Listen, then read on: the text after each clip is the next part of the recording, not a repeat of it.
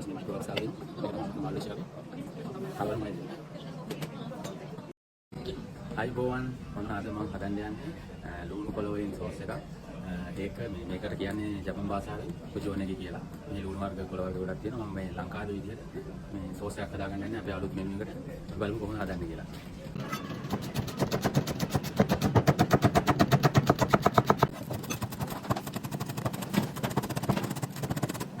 පස්සේ මම මගේ පෑන් එකට ඔලිව් ඔයිල් ටිකක් දාගත්තේ. මම දැන් ඔලිව් ඔයිල් දාගන්න.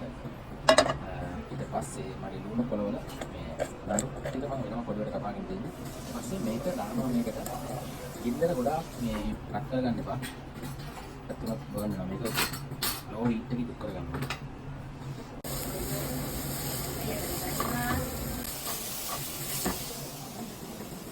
ඊට පස්සේ දාගන්නවා මම මගේ කොළ ටික අනිත්